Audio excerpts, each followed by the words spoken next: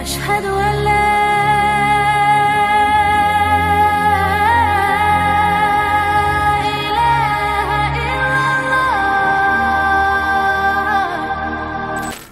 Kita akan berkisah satu sosok yang sangat fenomenal. Dia berkuasa 2 tahun 5 bulan dan 10 hari. 2 tahun 5 bulan dan 5 hari afwan. Tetapi walaupun singkat menjadi khalifah, di zamannya berhasil menegakkan keadilan. Bahkan simbol keadilan yang ditegakkan khalifah ini sampai hari ini dibaca oleh para khatib pada setiap Jumat. Innallaha ya'murukum bil adli wal ihsan wa ita'i dzil qurba wa yanha 'anil fahsya'i wal munkari wal baghi ya'idukum la'allakum tadhakkarun. Simbol keadilannya dibaca oleh setiap khatib sampai hari ini. Siapa orang ini? Dialah Umar bin Abdul Aziz rahimahullahu ta'ala. Umar kedua setelah Umar ibn al-Khattab radhiyallahu anhu. Ma'asyiral muslimin yang dimuliakan Allah azza wa jalla, Allah subhanahu wa ta'ala setiap 100 tahun sekali akan membangkitkan orang yang akan memperbaharui agamanya. Dan 100 tahun pertama kata para ulama, Allah bangkitkan Umar bin Abdul Aziz, dan 100 tahun kedua Allah bangkitkan Muhammad ibn Idris atau dikenal dengan Imam Syafi'i rahimahullahu ta'ala. Siapa Umar bin Abdul Aziz ini? Kenapa begitu fenomenal namanya? 2 tahun lebih berkuasa, tidak ada orang miskin satu negara. Bagaimana caranya? Ma'asyiral muslimin yang dimuliakan Allah azza wa jalla, kita akan cerita nasabnya dulu. Siapa Umar bin Abdul Aziz? Umar bin Abdul Aziz kunyahnya adalah Abu Hafsin. Umar bin Abdul Aziz ibn Marwan ibn Hakam ibn Abil As ibn Umayyah Ibn Abdi Syamsi Ibn Abdil Manaf, dan begitu seterusnya. Adapun ayahnya adalah Abdul Aziz Ibn Marwan Ibn Hakam, termasuk dari para pemimpin terbaik dari Bani Umayyah. Dulu ayahnya itu menjadi gubernur Mesir 20 tahun di zaman kekuasaan Abdul Malik Ibn Marwan. Adapun ibunya Abdul Aziz, Umar bin Abdul Aziz ini namanya Ummu Asim. Kunyahnya namanya Laila bintu Asim Ibn Umar Ibn al-Khattab. Jadi ibunya itu keturunan Umar Ibn Khattab. Ada satu kisah dari kisah Laila bintu Asim Ibn Umar Ibn Khattab ini. Jadi suatu ketika di zaman Amirul Mukminin Umar Ibn Khattab, Umar ini sedang mengadakan jalan-jalan malam, melihat orang-orang miskin apa yang dihajatkan mereka. Mungkin bahasa kitanya belusukan, tapi malam-malam bukan siang-siang, dan tidak bawa wartawan. Kemudian dia melihat satu tenda yang lain mati, karena bagaimanapun lampu itu disediakan pemerintah. Tidak sembarang menghidupkan lampu kecuali ada hajat. Jadi ada satu tenda itu masih nyala. Maka Umar bin Khattab kemudian mendekati tenda itu. Rupanya dalam tenda itu ada percakapan dua wanita, seorang ibu dan putrinya. Kata sang ibu, "Nak, malam ini waktunya kita mencampur air susu untuk kita jual besok. Bagaimana kalau kita tambah air supaya banyak untungnya?" Maka anak putrinya mengatakan, "Janganlah, Bu. Bukankah Amirul Mukminin Umar bin Khattab melarang untuk curang dalam berdagang?" Kata ibunya, "Bukankah dia tidak melihat kita, tidak mendengar kita?" Kata putrinya, "Ya, walaupun Umar tidak melihat, walaupun Umar tidak mendengar, tapi Umar punya Tuhan yang bisa melihat dan mendengar kita." Ketika Umar melihat dan mendengar percakapan wanita itu, takjub Umar itu. Kok masih ada orang jujur? Kalau di masa Umar saja orang jujur itu membuat takjub, artinya kejujuran itu sudah hampir langka di zaman itu. Apalagi di zaman sekarang, cari orang jujur itu ya subhanallah susah. Di zaman itu saya susah cari orang jujur, lagi di zaman sekarang ya. Maka Umar pun tertarik dengan gadis itu. Pulang dia, dikumpulkan putra-putranya. Ada Abdullah bin Umar, ada Asim ibn Umar dan yang lainnya. Kata Umar bin Khattab, "Siapa di antara kalian yang siap menikah?" Di sana ada wanita yang top markotop, mungkin bahasa kitanya ya. Akhirnya kemudian bangkitlah Asim ibn Umar, "Saya wahai abi." Maka dilamarkanlah oleh Umar wanita itu. Menikahlah akhirnya dengan Asim putra Umar ibn Khattab. Dari Asim putra Umar ibn Khattab menikah dengan wanita yang jujur itu, lahirlah seorang anak wanita namanya Laila. Laila inilah ibunda daripada Umar bin Abdul Aziz. Laila putri Asim ini menikah dengan Abdul Aziz. Maka dari pernikahan ini lahir Umar bin Abdul Aziz.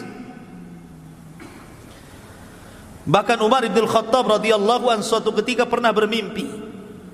Umar bermimpi, dan mimpinya orang soleh beda dengan mimpi kita. Jadi dalam bermimpinya itu Umar melihat bahwa ada dari keturunannya yang luka, sebagian yang luka dalam wajahnya. Ciri-cirinya itu ada luka dalam wajahnya. Kemudian dia melihat dalam mimpinya bahwa di antara cucu cicitnya yang nanti ini, yang ada tanda di wajahnya karena luka itu, akan menjadi khalifah, menegakkan keadilan ketika menyebarnya kezaliman. Itu sudah dimimpikan oleh Umar bin Khattab itu. Oh, di antara cucu cicitnya itu nanti akan ada yang akan menegakkan keadilan di tengah-tengah kezaliman merajalela. Dan cirinya ada luka di wajahnya, sujah. Jadi Umar bin Abdul Aziz ini sudah dimimpikan oleh Umar bin Khattab radhiyallahu anhu. Ma'asyiral muslimin yang dimuliakan Allah Azza wa Jalla. Umar bin Abdul Aziz, dia adalah seorang yang di masa kecil suka dengan ilmu. Jadi Umar bin Abdul Aziz itu dia suka dengan ulama, karena dia masih berjumpa dengan para sahabat Rasul dan para tabi'in, kibarut tabi'in seperti Sa'id ibn Musayyib dan sahabat-sahabat yang lainnya, karena memang pamannya juga sahabat, Abdullah bin Umar. Jadi suatu ketika dia ngomong sama ibunya, Umar bin Abdul Aziz kecil ini, apa kata dia? Dia mengatakan kepada ibunya, "Saya ingin seperti pamanku." Dia ngomong sama ibunya, "Bu, saya ingin seperti pamanku. Ana uhibbu an akuna mithla khali."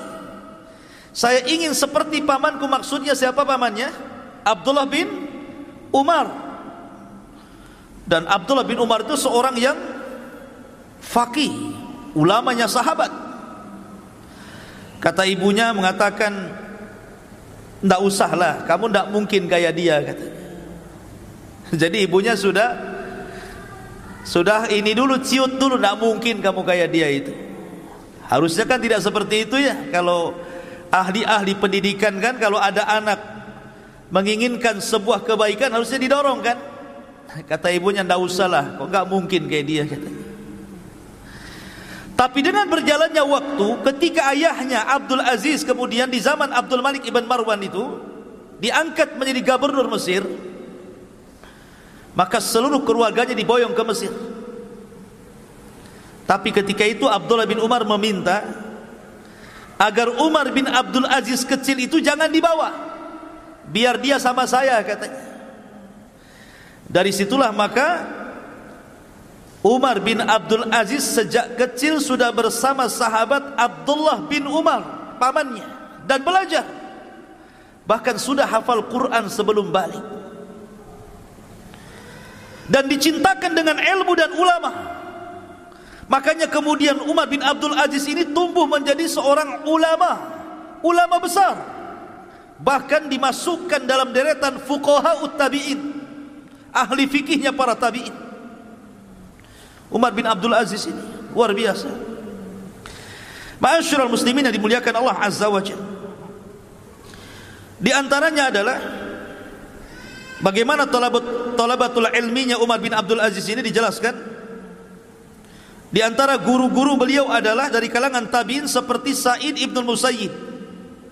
Sa'id ibn Musayyib ini yang menikah dengan salah satu putri Abu Hurairah, dan dia menjadi pemimpin para tabi'in. Kemudian juga dia belajar kepada Ubaidillah ibn Abdillah ibn Utbah ibn Mas'ud radhiyallahu an. Dan juga banyak kalangan sahabat dan para tabi'in yang diambil ilmunya, sehingga lambat laun akhirnya Umar bin Abdul Aziz menjadi ulama besar. Bahkan dikatakan di antara guru-gurunya 30 lebih dari kalangan para sahabat Nabi sallallahu alaihi wasallam dan 25 dari kalangan para tabi'in. Jadi banyak guru-gurunya, dan dia menjadi ulama besar di zamannya. Taib, saya tidak akan memperpanjang tentang nasab beliau. Saya ingin langsung kepada inti apa yang kita bicarakan pada malam hari ini. Kisah pilu dari Umar bin Abdul Aziz dibunuh oleh seorang budak dan ditangisi para fuqara wal masakin. Itu temanya. Sebab kalau kita ambil semua kisah beliau, tidak cukup mungkin 5 atau 6 pertemuan, terlampau banyak. Kisah beliau ini banyak dicatat para ulama karena menakjubkan kisahnya. Ma'asyiral muslimin yang dimuliakan Allah Azza wa Jalla. Di antaranya adalah salah satu penggalan kisahnya adalah ketika Umar bin Abdul Aziz menjadi khalifah. Nanti bagaimana menjadi khalifah nanti saya akan ceritakan satu penggalan kisah dulu. Ketika Umar bin Abdul Aziz ini menjadi Amirul Mukminin, Umar bin Abdul Aziz ini, maka dia berhasil mengumpulkan harta zakat yang melimpah luar biasa. Semua keluarga kerajaan harus bayar zakat. Semua orang kaya harus bayar zakat. Semua yang punya tanggungan hutang harus dibayar. Sehingga Umar bin Abdul Aziz berhasil menerapkan sistem zakat dalam satu tatanan negara. Dan itu diterapkan betul dengan hukuman. Akhirnya banyak orang-orang kaya, para pejabat, para pemimpin, akhirnya mereka menyerahkan harta-harta zakat mereka dan dikumpulkan di Baitul Mal.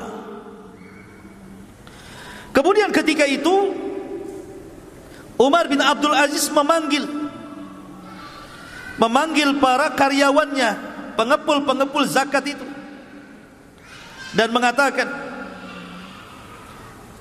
anfiquha 'alal fuqara, ambil harta di Baitul Mal, infakkan, cari orang fakir, kasih zakat mereka.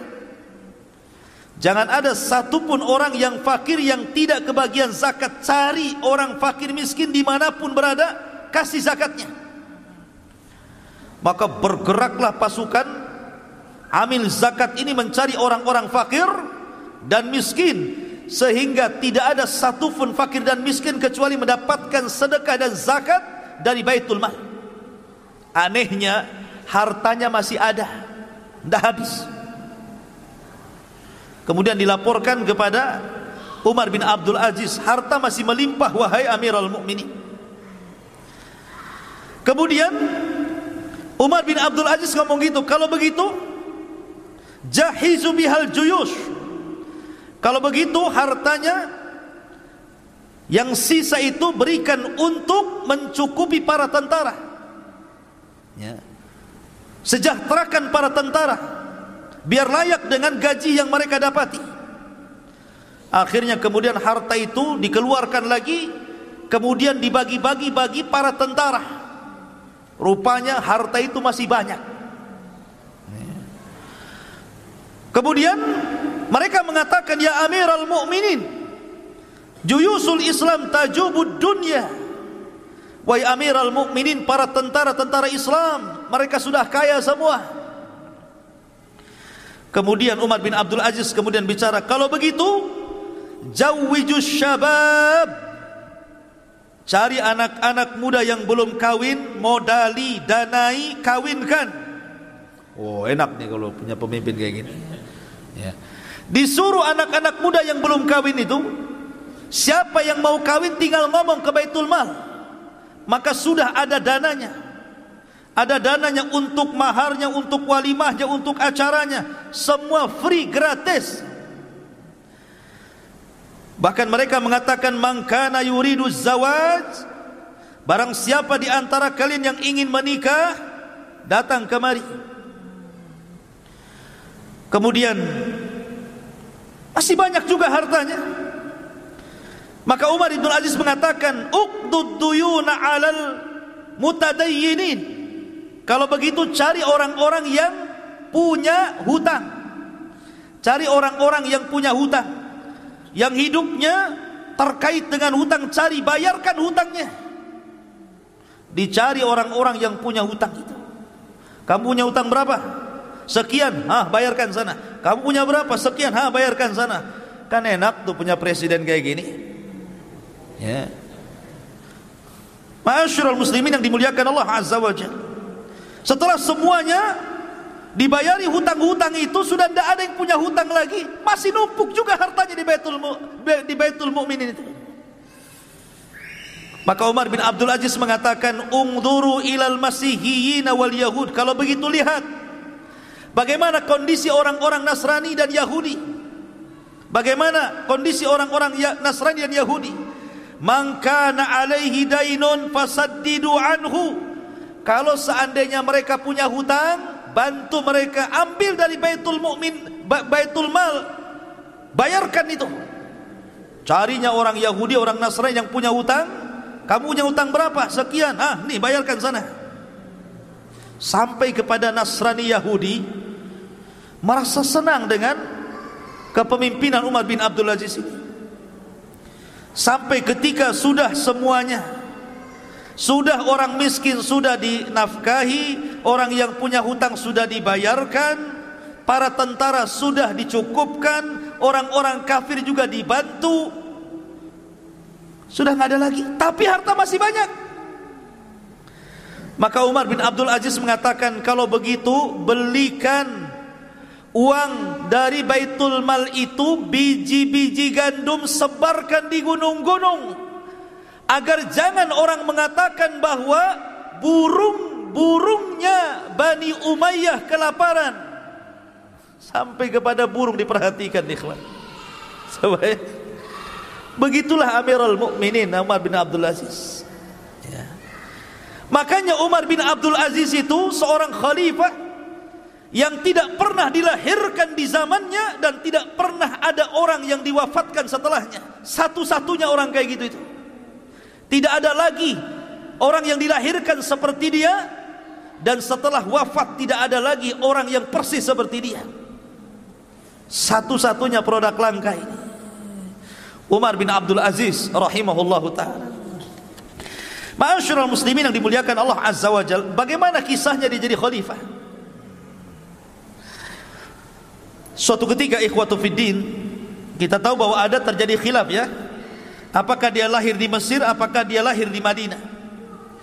Pendapat yang kuat berdasarkan pendapat Imam Zahabi rahimahullahu ta'ala, bahwa beliau lahir di Madinah Al-Munawwarah, tinggal di situ, ngapal Quran di situ, belajar di situ kepada para ulama, karena di zamannya masih melimpah para sahabat dan para tabi'in yang sangat mulia. Ma'asyiral muslimin yang dimuliakan Allah Azza wa Jalla, suatu ketika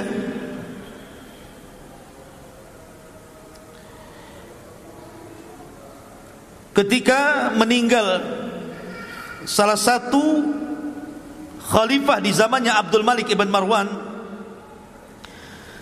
ketika itu kita tahu bahwa Khalifah Abdul Malik ibn Marwan itu sangat menyukai Umar bin Abdul Aziz. Khalifah Abdul Malik ibn Marwan itu suka dengan Umar bin Abdul Aziz karena memang paham agama, seorang ulama, walaupun masih budak tapi banyak ilmunya. Akhirnya kemudian dia pun diangkat untuk menjadi salah satu gubernur di daerah yang masih kecil, ya, di daerah yang masih kecil dijadikan gubernur di situ. Lah terkadang ikhwatu fillah muliakan Allah Azza wa Jalla, dia selalu mengirim surat kepada khalifah, yang inti surat itu selalu mengingatkan khalifah. Di antaranya adalah amma ba'du inna qara'in wa kullukum mas'ul an ra'iyatihi Allahu la ilaha illahu la yajma'annakum ila yaumil qiyamati la raiba fihi wa man asdaqu minallahi haditha. Isi suratnya, sesungguhnya engkau pemimpin wahai khalifah, dan engkau akan dimintai pertanggungjawabannya di hadapan Allah. Allah tidak ada sesembahan yang berhak disembah kecuali Dia. Sungguh Allah akan mengumpulkan kalian pada hari kiamat yang tidak ada keraguan di dalamnya, dan tidak ada yang lebih benar ucapannya melebihi Allah subhanahu wa ta'ala. Begitulah nasihat-nasihat yang dilontarkan oleh Umar bin Abdul Aziz kepada Khalifah Abdul Malik ibn Marwan di masa dia menjadi gubernur, sampai akhirnya meninggal dunia Khalifah Abdul Malik ibn Marwan, kemudian diganti oleh anaknya namanya Al-Walid ibn Abdul Malik ibn Marwan. Lah Al-Walid ibn Al-Walid ibn Abdul Malik ibn Marwan ini akhirnya memindahkan Khalifah Umar bin Abdul Aziz yang tadinya di Damaskus, di kota kecil, disuruh pulang ke Madinah untuk menjadi gubernur di Madinah. Tapi ketika itu dia meminta syarat, kalau memang saya harus menjadi gubernur di Madinah, dipindahkan dari Damaskus ke Madinah, saya minta 3 syarat katanya. Kalau kau penuhi 3 syarat saya, maka silahkan kau pindah aku dari Damaskus, alihkan saya ke Madinah.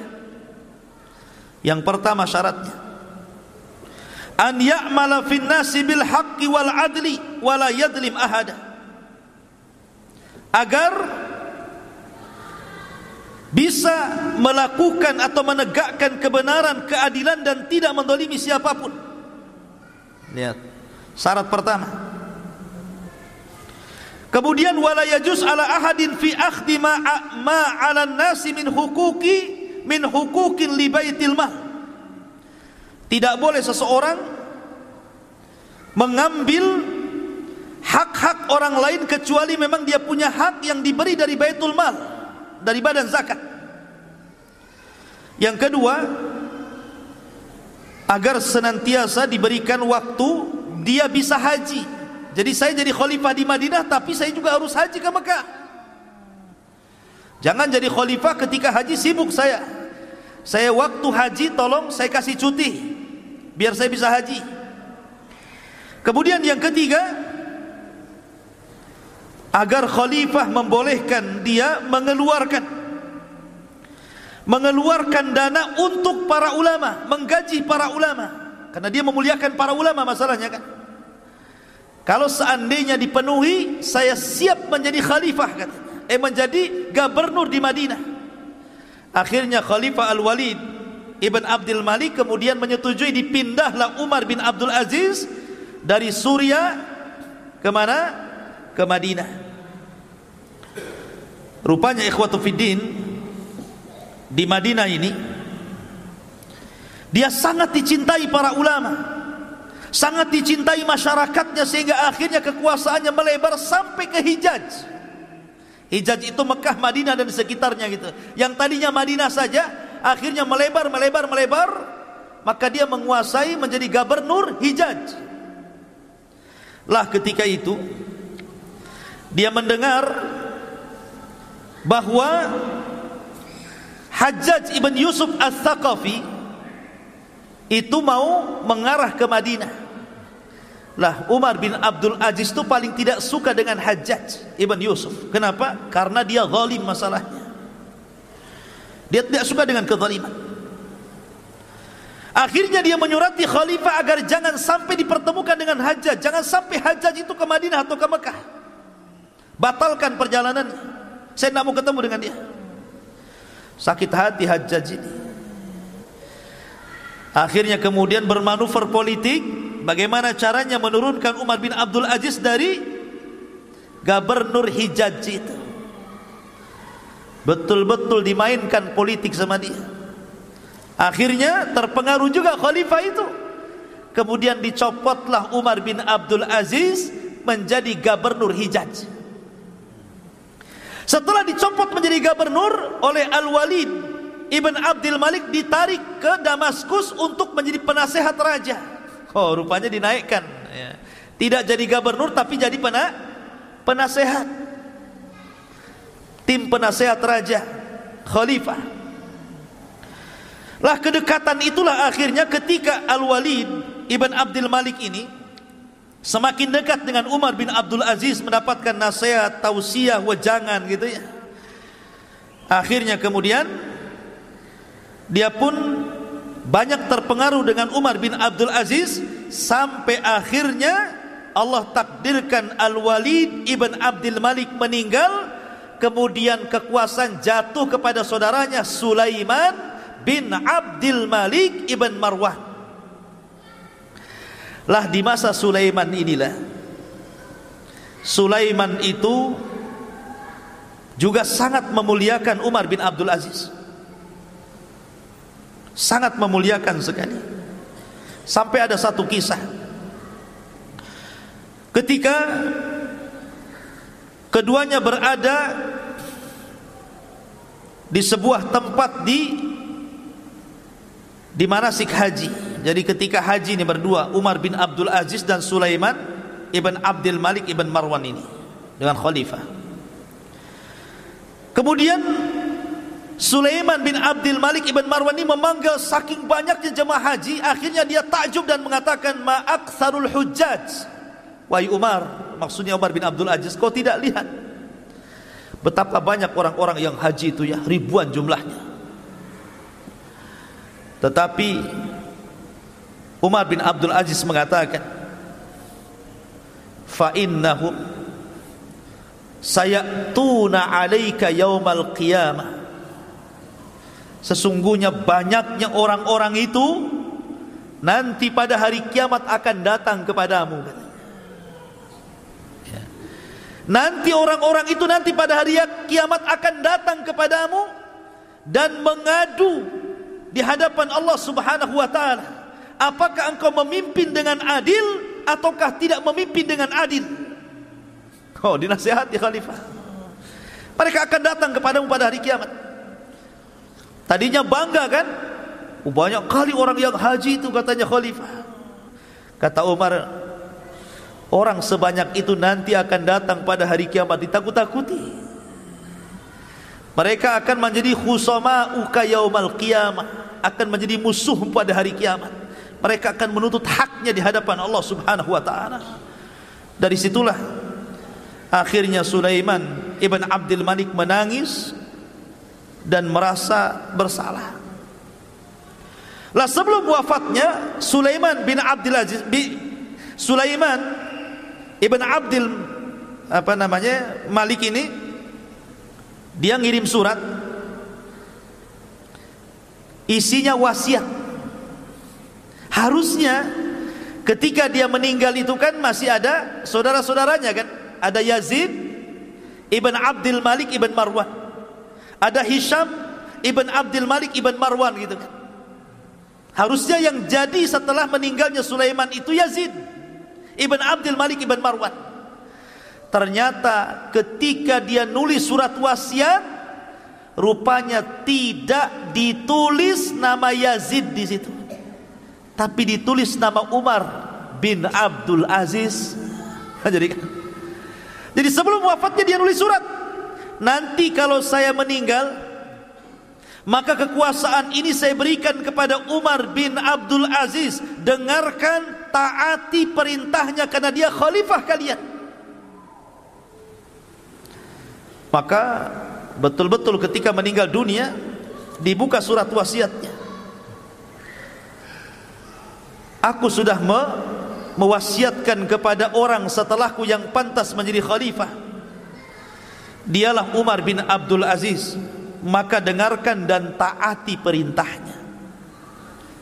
Jadi justru saudara-saudaranya tidak menjadi, harusnya kan saudaranya tuh, ini kenapa orang lain?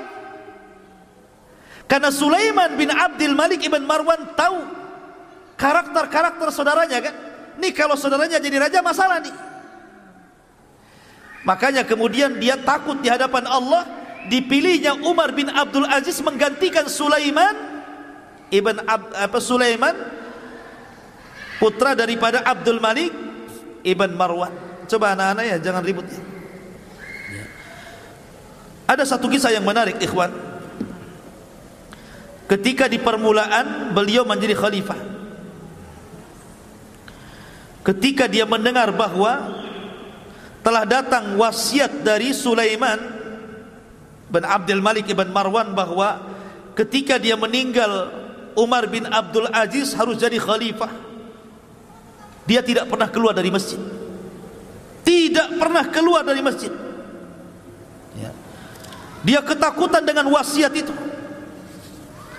sehingga kemudian dia pun menolak untuk dibaiat. Dia menolak untuk dibaiat. Sampai-sampai setelah kemudian dia mendapatkan kabar, apa kata beliau di hadapan manusia ini? Ketika dia mendapatkan kabar bahwa dia sudah diwasiati untuk menjadi khalifah sepeninggal Sulaiman, dia pun mengatakan,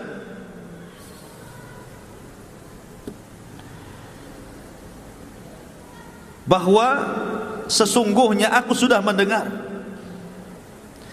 bahwa khalifah sudah memberikan amanah kepadaku agar aku menggantikan posisinya menjadi khalifah kaum muslimin. Kemudian dia mengatakan, demi Allah, saya berceramah di hadapan kalian wahai kaum muslimin, sesungguhnya tidak ada niat bagiku menjadi khalifah. Saya minta kalian untuk melepaskan baiat-baiat kalian dari pundakku, dan saya serahkan urusan kepada kalian. Silahkan cari pemimpin sesuka kalian. Lari dia, tidak mau jadi pemimpin ya. Jadi ketika dia melihat surat wasiat itu, dia langsung cuci tangan, tidak mau. Dia menangis berhari-hari di masjid itu. Kemudian setelah itu menemui manusia dan mengatakan, sebaiknya kalian lepaskan baiat-baiat kalian dari pundakku, silahkan bermusyawarah, cari pemimpin yang layak selainku. Lihat, kalau sekarang terbalik, jangan pilih dia, pilih aku. Itu sekarang ya kan. Ma'asyiral muslimin yang dimuliakan Allah Azza wa Jalla, Sampai seperti itu. Di antara akhirnya kemudian ketika dia menjadi khalifah, lihat bagaimana pertama kali dia berkhutbah. Tapi orang-orang kan tidak mau, tetap memilih Umar bin Abdul Aziz karena sudah tahu siapa dia, akhlaknya, ilmunya, bagaimana pemuliaan ulama kepadanya gitu. Masyarakat malah dukung masalahnya. Jadi tidak mau tidak, terpaksalah dia jadi khalifah. Akhirnya dikumpulkan kaum muslimin. Lihat ceramah beliau. Di permulaannya dia mengatakan, ayyuhan nas, inni qad ubtulitu bihadzal amri ghaira ra'yin kana minni fih wala talabatan lahu wala masyuratan minal muslimin wa inni qad khala'tu ma fi a'naqikum min bai'ati fakhtaru li anfusikum. Ini khutbah pertamanya. Wahai manusia, sungguh aku telah diuji dengan perkara khalifah ini. Sungguh aku telah diuji dengan perkara khalifah ini. Kenapa aku dipilih tanpa ada ideku, tanpa ada musyawarah dari kaum muslimin, tanpa ada permintaan dariku? Sesungguhnya aku melepaskan kekhilafahan dari pundakku. Berkumpullah kalian, silahkan pilih pemimpin sesuka kalian. Kemudian di ujung ceramahnya Rasul dia mengatakan, Umar bin Abdul Aziz, ayyuhan nas, man ata Allah wajabat ta'atuhu wa man asallah fala ta'ata lahu ati'uni fi ma ata'tullah wa asaitu fa idza asaitullaha fala ta'ata li alaikum. Wahai manusia, barang siapa yang taat kepada Allah wajib ditaati orang itu.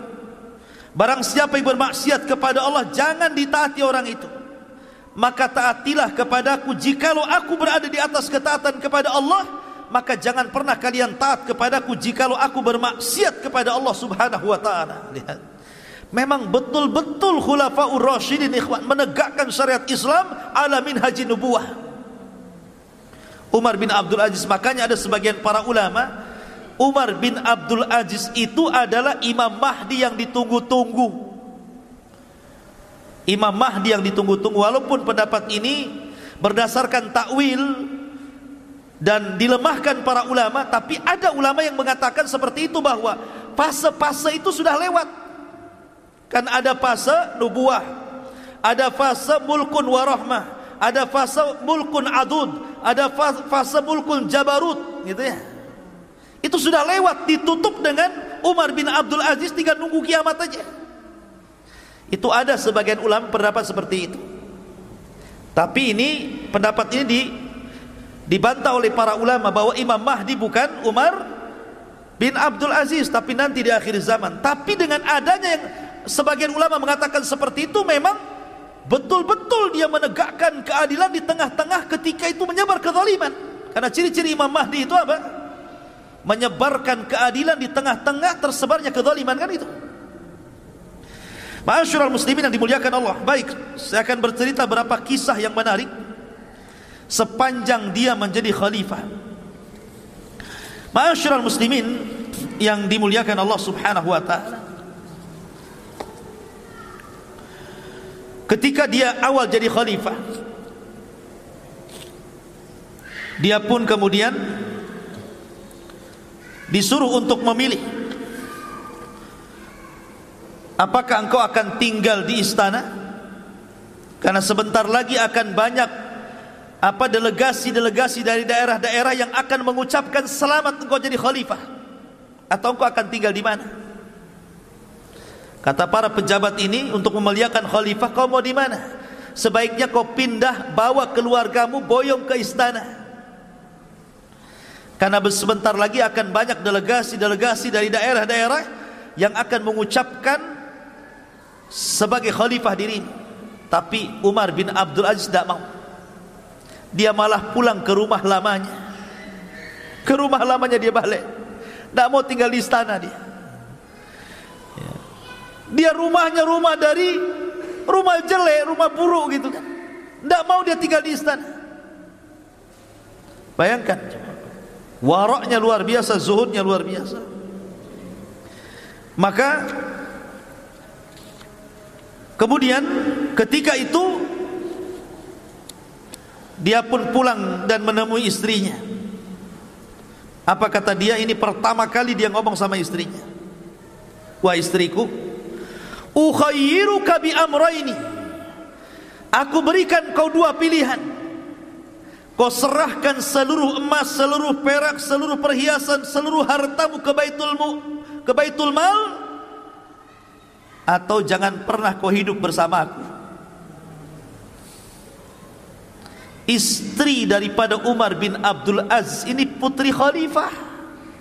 Dia putri khalifah ya. Bayangkan, dia saudara daripada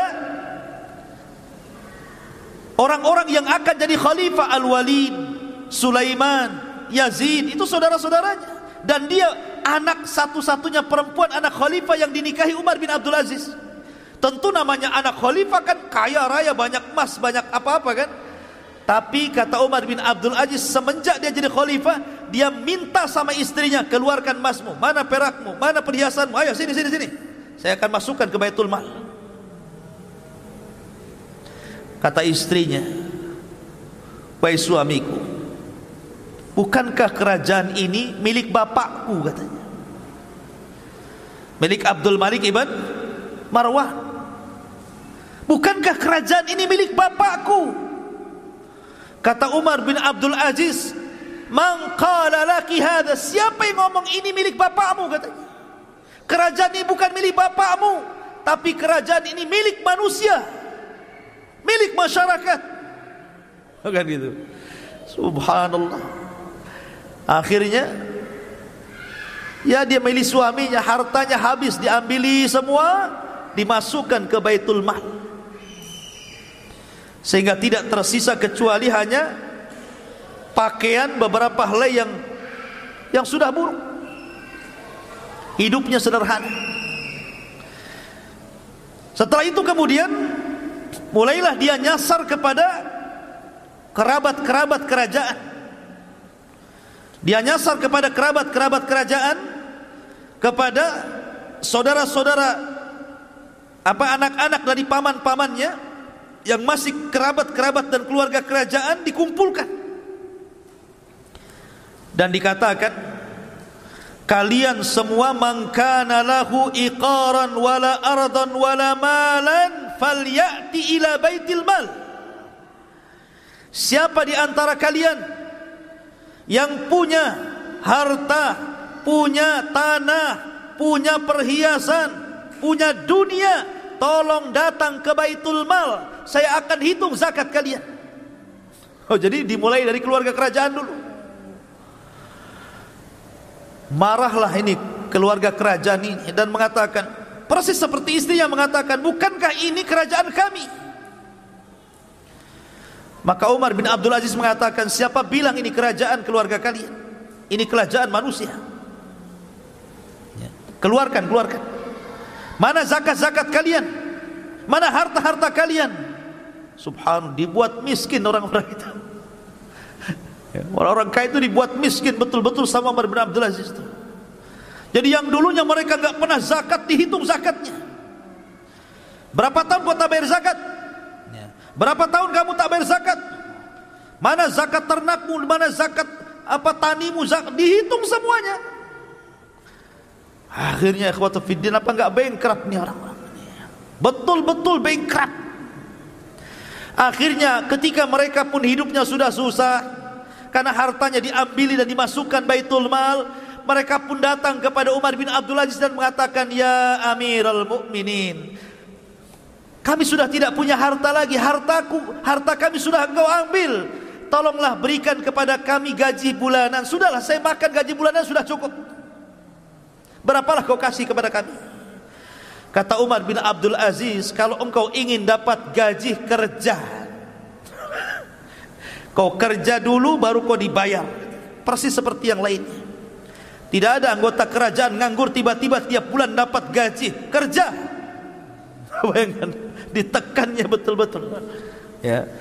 Akhirnya kemudian setelah kemudian orang-orang kaya dari anak-anak pamannya, kerabat kerajaan, mulai dia nyasar ke orang-orang kaya yang ada di luar sana. Dikumpulkan orang-orang kaya itu, semua dikumpulkan. Mana zakat kalian? Nah, sini. Setelah dikumpulkan dan diambil semua zakatnya orang-orang kaya itu, memang betul-betul dia terapkan zakat betul. Baru setelah tidak ada orang kaya kecuali diambil zakatnya, baru dipanggil orang miskin. Siapa yang pernah didolimi oleh orang kaya? Siapa di antara kalian yang pernah didolimi orang kaya? Siapa di antara kalian yang pernah diambil hartanya, diambil tanahnya, diambil sawahnya, diambil kendaraannya, diambil binatangnya? Sini. Coba bayangkan. Akhirnya satu-satu, saya didolimi si anu, saya didolimi si anu, saya didolimi si anu. Memang betul-betul hukum ditegakkan di sini. Maka orang-orang miskin pun kemudian mendapatkan hak-hak yang terdoliminya. Dari situlah terpupuk kecintaan orang fakir, orang miskin kepada Umar bin Abdul Aziz. Betul-betul mengadakan pemerataan ekonomi dengan sistem zakat ini. Sehingga lambat laun akhirnya yang miskin itu sudah mulai kaya, sehingga sudah tidak lagi menerima zakat karena sudah cukup. Lihat, walau anna ahlal qura amanu wattaqau lafatahna alaihim barakatin minas sama'i wal ardh. Kalau penduduk negeri ini beriman dan bertakwa, maka Allah Subhanahu wa taala akan suburkan dengan berkahnya dari langit dan dari bumi. Sampai-sampai ikhwatu fiddin, ada seorang nenek-nenek itu bicara dengan manusia. Ketika dia mendengar ada serigala yang memakan domba, maka nenek ini mengatakan, wallahi laqad mata Umar, wallahi laqad mata Umar. Sungguh telah meninggal Umar, sungguh telah meninggal Umar. Dulu di masa Umar bin Abdul Aziz masih hidup, tidak ada satupun serigala yang berani mengganggu kambing, katanya. Sekarang dia meninggal, serigala-serigala itu sudah mulai mengganggu kambing, katanya.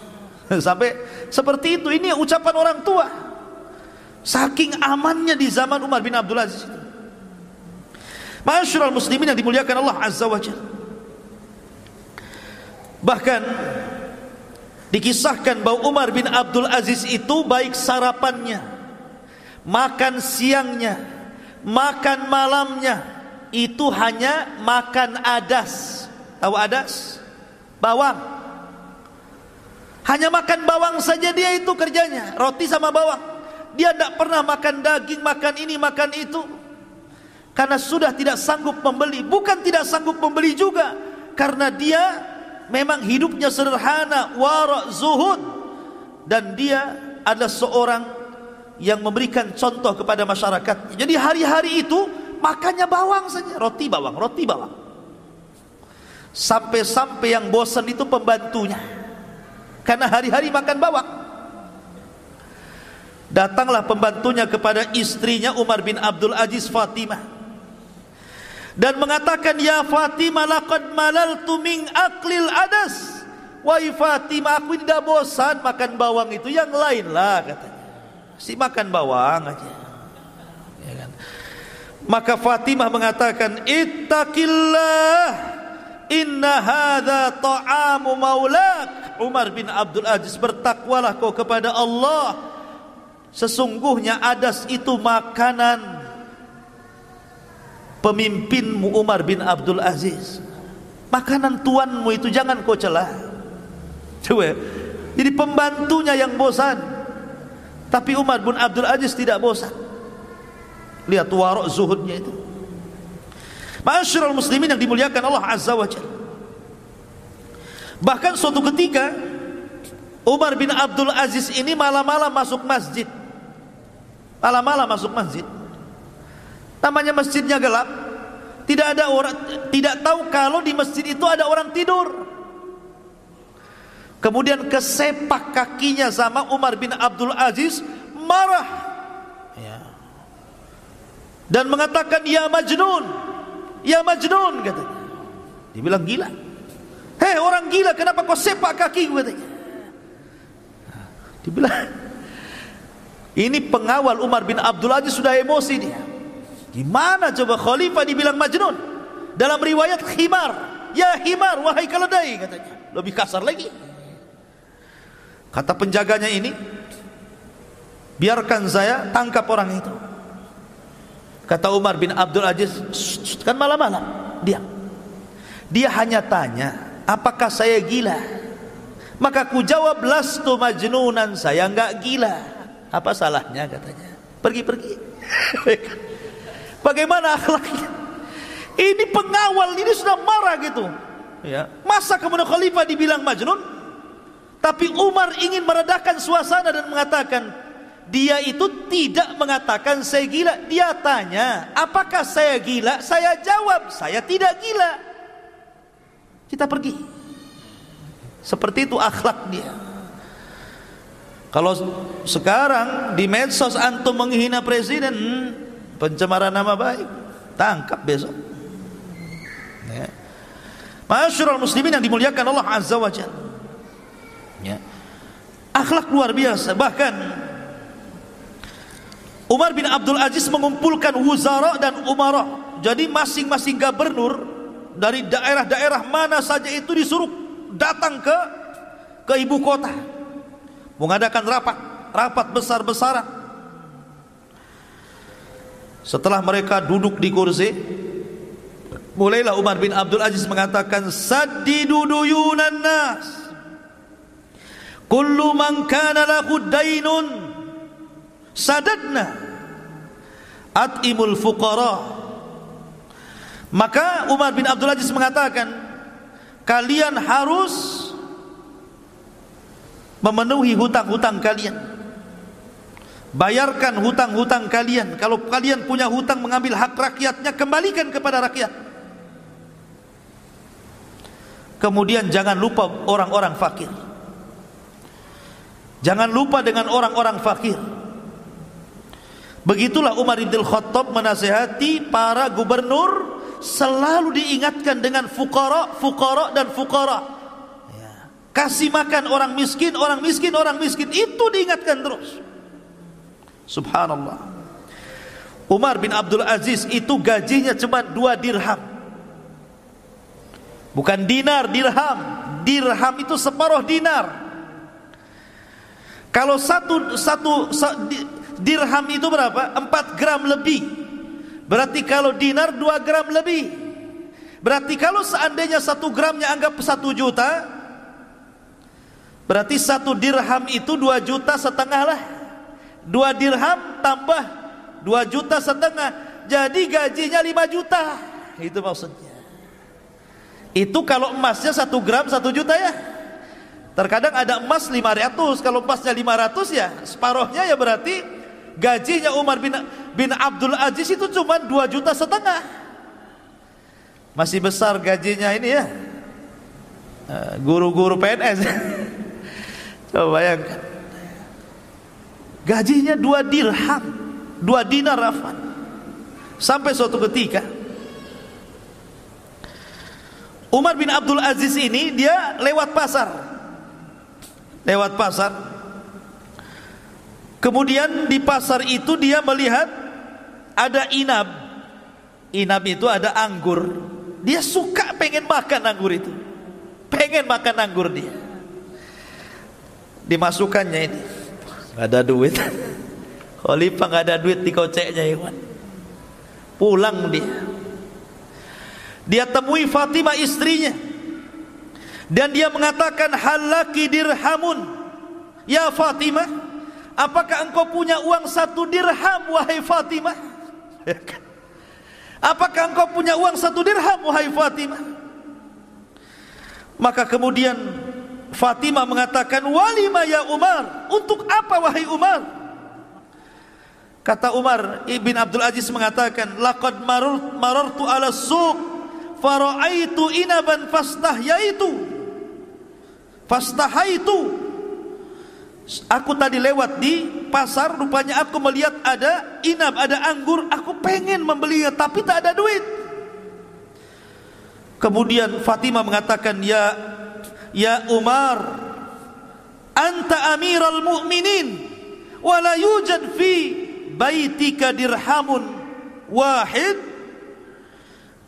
Kata Fatimah, wahai Umar, engkau suamiku, engkau ini pemimpin kaum muslimin, masa di rumahmu tidak ada uang 1 dirham? Masa di rumahmu tidak ada uang 1 dirham? Maka lihat jawabannya. Kata Umar bin Abdul Aziz, hadza ahwanu alayya min mu'alajati ahwali yaumul qiyamah. Dengan aku tidak punya uang 1 dirham di rumah, ini lebih ringan bagiku daripada kelak uang-uang itu akan mempertanyakan diriku pada hari kiamat. Subhanallah, lihat ya. Sampai enggak jadi beli anggur karena enggak punya uang. Padahal kalau dia ke pasar minta saja pasti dikasih. Dia Amirul Mukminin. Dia Amirul Mukminin. Dia minta anggur masa enggak dikasih? Ya. Tapi lihat bagaimana zuhud waraknya. Sampai dia itu punya anak kecil. Umar bin Abdul Aziz ini punya anak kecil. Ada rombongan membawa buah-buahan tufah. Tufah itu apa? Apel. Dari perkebunan apel datang beberapa karung gitu ya, untuk diserahkan ke Baitul Mal. Lewat pula di depan rumah Amirul Mukminin. Anak kecil nih, anaknya Amirul Mukminin Umar bin Abdul Aziz ini tidak pernah melihat tufah, tidak pernah melihat apel itu. Jadi kepengen. Coba, anak-anak orang miskin sudah biasa makan apel, ini anak Amirul Mukminin lihat apel saja aneh gitu kan. Luar biasa ini kan, susahnya ini. Jadi ketika melihat ada orang bawa rombongan bawa apel ini, anak ini lari, kemudian hampir mengambil. Namanya anak-anak belum berakal, karena ingin kepengennya itu apel itu, dikejarnya tufah itu. Setelah kemudian berhasil gitu, dan penjaga pun dia tahu ini anak Amirul Mukminin, tidak berani mencegah lah kan begitu. Anak khalifah udah di tangan itu 1 apel itu dan hampir dimakan. Tiba-tiba datang bapaknya Umar bin Abdul Aziz, dipegang tangannya, jangan dimakan. Ini bukan milik kita. Kemudian diserahkan lagi, ngamuk anak ini, namanya anak kecil kan, kayak diambil mainannya, pokoknya nangis. Akhirnya digendongnya oleh Umar bin Abdul Aziz, dibawa pulang. Tetap nangis di rumah. Istrinya marah, ya Amirul Mukminin, ya Umar, kenapa kau buat anakmu menangis? Kata Umar bin Abdul Aziz, demi Allah, ketika aku melihat anak ini mengambil tufah tadi dan hendak memakannya, kemudian ku ambil dari mulutnya, seolah-olah aku mencabut hatiku dalam dadaku, karena aku juga tidak tega. Tetapi aku teringat pada hari kiamat, kalau seandainya ini akan dipertanggungjawabkan di hadapan Allah, apa yang harus aku katakan di hadapan Allah Subhanahu wa taala? Subhanallah. Ini pemimpin kayak gini kapan lagi adanya, coba. Bayangkan, saking takutnya dia, Umar bin Abdul Aziz. Ma'asyiral muslimin yang dimuliakan Allah Azza wa Jalla. Suatu ketika datang salah satu gubernur dari daerah menuju pusat menemui Umar bin Abdul Aziz di malam hari. Maka Umar pun memasukkan dia ke dewan pertemuan. Kemudian dinyalakan lampu zaitnya itu, lampu tempol kalau kan dulu ya, pakai zait, pakai minyak ya. Mulailah Umar bin Abdul Aziz berdiskusi, bertanya, gimana soal orang miskin di daerahmu, gimana orang susah di daerahmu, bagaimana zakat, gimana sedekah, gimana kondisi masyarakatku, gimana begini. Pokoknya tanyalah hal ikhwal tentang kondisi kaum muslimin yang ada di wilayah gubernur itu. Maka setelah gubernur ini alhamdulillah mengatakan di wilayah kami aman, terkendali, begini, sampai akhirnya dia balik tanya, gubernur ini balik tanya, wa kaifa haluka ya amiral mu'minin, wa kaifa haluka ya amiral mu'minin, bagaimana kondisimu wahai amiral mu'minin? Saya lihat kau memakai baju yang sudah agak robek, agak usang. Kemudian mulailah satu persatu tanya. Kata Umar bin Abdul Aziz, tunggu ya, saya tidak akan jawab dulu pertanyaanmu, tunggu dulu sebentar. Bangkit, ambil lampu, ditiupnya. Kita ngomong gelap-gelap. Kita ngomong gelap-gelap. Tadi apa kamu nanya soal saya? Jadi gubernur mengatakan, kenapa kau padamkan lampu? Lima atfa'tal asyirat, kenapa kau padamkan lampu? Jadi kita gelap-gelap lah jadinya. Kata Umar bin Abdul Aziz, kalau kau tanya soal aku berarti ini pertanyaan pribadi, nggak ada kaitan dengan negara. Lampu itu milik negara. Tapi kalau kau bertanya soal rakyatku, soal bangsaku, soal negaraku, soal zakat, soal fukara, soal miskin, ku hidupkan. Karena ini memang urusan negara dan lampu itu milik negara. Bayangkan coba, ada khalifah kayak gini gara-gara lampu. Sampai ketika datang hadiah. Nih Umar bin Abdul Aziz dikasih hadiah berupa minyak wangi. Minyak wangi yang sangat harum sekali. Ketika itu datang minyak wangi, tiba-tiba serbannya ditutupkan ke mulutnya. Pokoknya jangan sampai mencium itu. Kata Muzahim, ya Amirul Mukminin, bukankah minyak wangi itu untuk diambil harum-harumnya? Karena tidak mungkin dimakan, tidak mungkin diminum. Kenapa kau tutup? Kata Umar bin Abdul Aziz, justru karena itu saya belum jelas ini minyak wangi ini hadiah untukku atau untuk negara, diserahkan ke Baitul Mal. Kalau seandainya ini diserahkan ke Baitul Mal, aku sudah menciumnya padahal aku tidak berhak menciumnya. Karena ini milik masyarakat, bukan milikku. Bayangkan kan? Katanya Muzahim, bukankah enggak diminum, enggak dimakan? Justru itu minyak wangi itu yang memang di mana-mana enggak diminum, enggak dimakan, manfaatnya jadi cium kan, begitu kan? Akhirnya tetap dia tidak mau mencium minyak wangi, ditutupnya pakai serban ini. Sampai akhirnya masukkan ke Baitul Mal, masukkan ke Baitul Mal. Seperti itu ikhwatu fiddin Umar bin Abdul Aziz.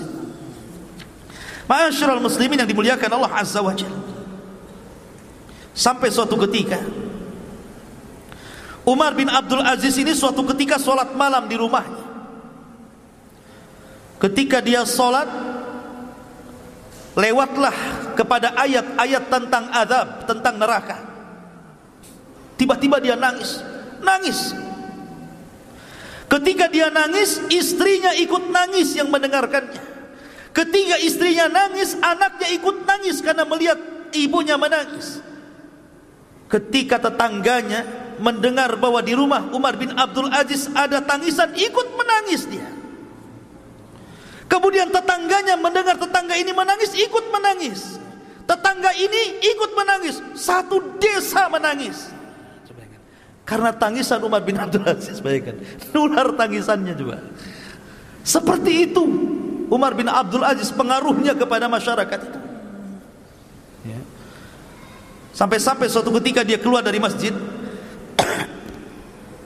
dia meminta kepada para sahabatnya, isbikuni, duluan bahasa kitanya, isbikuni, duluan. Sahabatnya mengatakan, walima ya Amirul Mukminin, kenapa, ada apa ini? Sudah duluan saja, saya belakangan. Akhirnya kemudian dia mengambil baglahnya, mengambil kendaraannya, himarnya, dan tidak menuju rumahnya, tapi dibelokkan menuju kuburan. Tengah malam menuju kuburan. Kemudian dia duduk di kuburan itu. Kemudian dia berbincang-bincang di kubur, memanggil-manggil orang-orang yang ada di kubur itu, dan mengatakan, ya ayyuhal mauta, madza fa'alta bin nas? Wahai orang-orang yang sudah meninggal, apa yang kau lakukan dulu kepada manusia di masa hidupmu?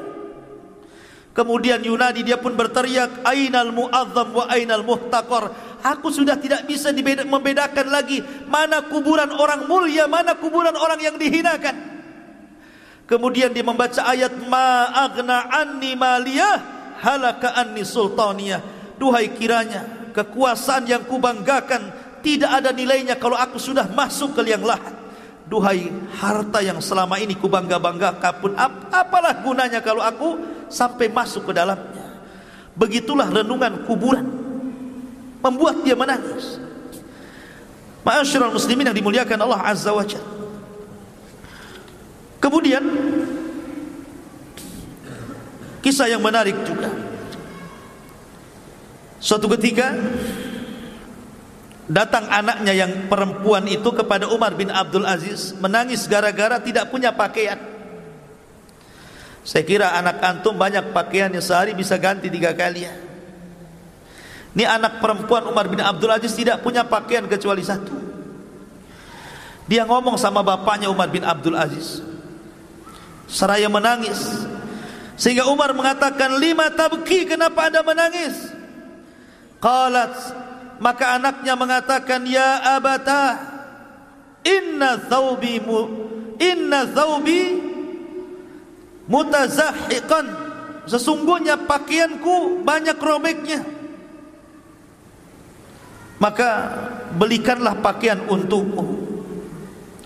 Kata Umar bin Abdul Aziz, dia memanggil pembantunya, Muzahim, sini. Kemarin saya pernah menyobek selimut. Itu bekas sobekan selimut di mana tuh? Di mana itu bekas sobekan selimut saya yang kemarin saya sobek-sobek itu? Katanya pembantunya, ada wahai Amirul Mukminin. Ah, kau ambil lagi, kau jahit, buatkan pakaian untuk anakku, katanya. Sobekkan, tinggal beli saja padahal kan. Disuruh kainkan yang bekas sobek-sobek itu, disuruh dijahit, buatkan pakaian, buatkan untuk anakku, katanya. Subhanallah, sampai seperti itu. Sampai ada orang miskin datang dari jauh mendengar keadilannya Umar bin Abdul Aziz. Siapa yang meminta kepadanya tidak akan ditolak, pasti diberi dan dikasih dari Baitul Mal. Datang dia dari jauh, dia belum kebagian. Dia bertanya, mana rumahnya khalifah? Oh, di sana tuh, di sana tuh. Berangkat dia. Ketika masuk ke rumah khalifah, keluar lagi dia, nggak bawa apa-apa. Orang-orang pun bertanya, kenapa kau tidak mendapatkan apapun dari khalifah? Maka orang ini mengatakan, memang aku nggak minta. Kenapa kau nggak minta? Aku malu, kondisiku jauh lebih mulia dibandingkan dia. Orang miskin nggak jadi minta, itu lebih baik. Nggak jadi minta nih orang miskin ini. Masuk rumah Umar bin Abdul Aziz, keluar lagi. Mana barang yang kau minta? Memang aku tak minta, ya tak bawa barang. Kenapa kau tak minta? Aku malu, katanya. Aku masih lebih baik hidupku daripada dia. Lihat, hanya di zaman Umar bin Abdul Aziz orang miskin tak jadi minta. Gitu ya. Karena khalifahnya lebih miskin, begitu ya. Seperti itulah kondisi Umar bin Abdul Aziz. Makanya wajar kalau ada sebagian mengatakan itulah Imam Mahdi sesungguhnya, kan. Walaupun pendapat ini lemah. Ma'asyiral muslimin yang dimuliakan Allah Azza wa Jalla. Akhirnya kita langsung saja karena sudah lewat jam 9. Bagaimana wafatnya? Namanya orang baik, ikhwatu fiddin. Imam yang adil itu tidak lepas daripada musuh-musuh yang banyak. Orang yang baik itu pasti banyak musuhnya. Apalagi dia seorang khalifah. Tidaklah kayu gaharu itu tercium baunya kecuali setelah dibakar. Maknanya apa? Terkadang dengan banyaknya musuh itu menunjukkan kualitas orang itu. Ya. Orang baik itu pasti dimusuhi orang. Dan setelah meninggal baru diketahui kebaikannya. Lah, disitulah anak-anak daripada Abdul Malik ibn Marwan. Setelah Sulaiman ibn Abdul Malik kan masih ada Yazid, ada Hisham dan beberapa orang. Yazid ini enggak sabar. Sebenarnya kalau Umar bin Abdul Aziz meninggal dunia, Sulaiman bin Abdul Malik sudah mewasiatkan yang jadi khalifah sepeninggal Umar bin Abdul Aziz adalah Yazid bin Abdul Malik. Tapi Yazid ini tidak sabar, ingin jadi khalifah. Apalagi sudah sakit hati keluarganya, diambili hartanya, ya, merasa dimiskinkan begitu oleh Umar bin Abdul Aziz. Makanya dia menyuruh salah satu budaknya, kau letakkan racun pada makanan Amirul Mukminin Khalifah Umar bin Abdul Aziz. Sebagai imbalannya, ku beri kau 1000 dinar. Yang kedua, kau ku merdekakan kalau berhasil. 1000 dinar, banyak 1000 dinar, dan kau jadi orang merdeka. Pengecut dengan cara meracun. Maka betul-betul gulam ini, budak ini, akhirnya berusaha untuk memasukkan racun ke makanannya, dan berhasil. Sampai Amirul Mukminin disangka kena sihir. Disangka kena sihir. Ketika ditanya, ada apa engkau wahai Amirul Mukminin, kau terbaring sudah terlalu lama. Hal anta mashur, apakah engkau terkena sihir?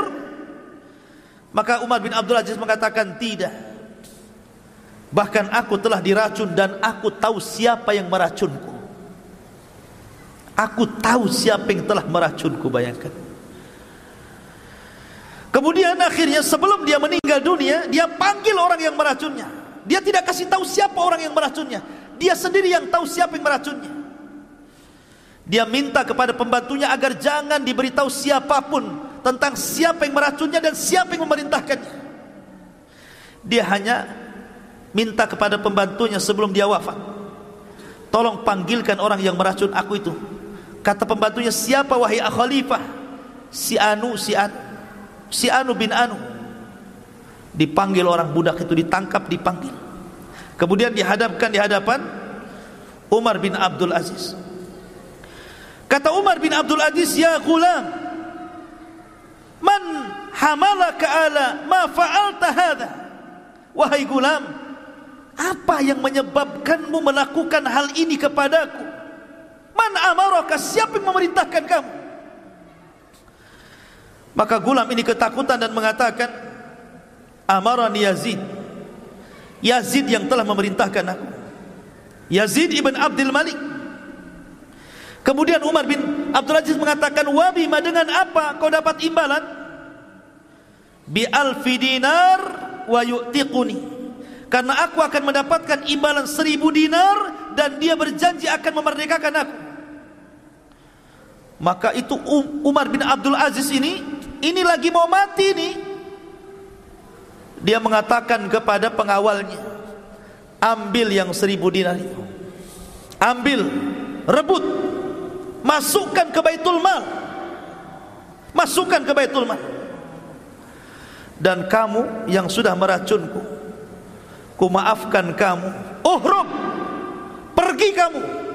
La yaraka ahad, jangan sampai siapapun melihat kamu kemudian kau akan ditangkap dan dibunuh. Kau harus pergi sekarang, sudah ku maafkan, tapi jangan dilihat orang bahwa kau yang telah meracun aku. Ini sudah ketahuan, harusnya kan ditangkap, kan diadili gitu. Tidak, dimaafkan, suruh pergi. Jangan tahu siapapun bahwa kau yang meracunku, dan jangan diberitahu bahwa Yazid yang telah meracunku. Mulianya akhlak Umar bin Abdul Aziz, ikhwan. Nufusul udhama la tataghayyar, kata para ulama. Jiwanya orang besar itu tidak pernah berubah, dari dulu pemaaf dan akan senantiasa pemaaf. Begitulah nufusul udhama. Jiwanya orang mulia itu tidak pernah berubah, mereka akan sama, ya.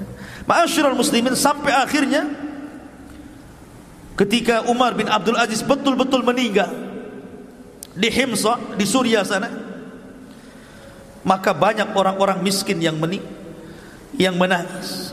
Para fuqara menangis, anak-anak menangis seolah-olah menjadi anak-anak yatim. Wanita-wanita menangis seolah-olah jadi janda. Orang-orang fakir dan miskin menangis seolah-olah tidak ada lagi yang memberi makan mereka. Satu dunia menangis. Sampai-sampai Raja Rum, Raja Romawi, Malikur Rum, orang kafir, ketika mendengar meninggalnya Umar bin Abdul Aziz, apa katanya? Laqad matal yaum malikun adil la yushbihu adluhu fi wujudihi ahadun. Sungguh hari ini telah meninggal seorang raja yang sangat adil, yang tidak ada semisalnya di alam semesta ini. Ini pengakuan Malikur Rum tentang keadilan Umar bin Abdul Aziz di zamannya. Ma'asyiral muslimin yang dimuliakan Allah Azza wa Jalla. Sehingga ketika dia kemudian mengumpulkan anak-anaknya untuk tarikah harta warisan, sampai-sampai dikatakan kepada Umar bin Abdul Aziz, afala tatruk li ahlika syai'an ya Amirul Mukminin? Kenapa kau tidak tinggalkan harta yang banyak untuk keluargamu wahai Amirul Mukminin sebagai warisan? Qala, dia mengatakan, in kanu salihin Allahu yatawalla salihin. Jika mereka anak-anakku orang-orang saleh, maka Allah yang akan menjaga orang-orang saleh. Tidak perlu ku kasih harta, Allah yang kasih harta nanti. Dia, begitu maksudnya. Aku tidak perlu kasih harta mereka. Kalau mereka benar-benar soleh, Allah yang kasih harta mereka. Akhirnya kemudian Umar bin Abdul Aziz pun ketika sudah berkuasa 2 tahun 5 bulan 5 hari, berhasil menegakkan keadilan yang tidak pernah ditegakkan oleh khalifah-khalifah Bani Umayyah maupun Bani Abbasiyah, khalifah setelahnya. Makanya sebagian para ulama ada yang memasukkan dia satu di antara khulafaur rasyidin setelah Abu Bakar, Umar, Utsman dan Ali, Umar bin Abdul Aziz. Ada yang mengatakan Hasan ibn Ali. Saking adilnya, ya. Begitulah ikhwatu fillah muliakan Allah Azza wa Jalla, kisah singkat dari perjalanan Umar bin Abdul Aziz.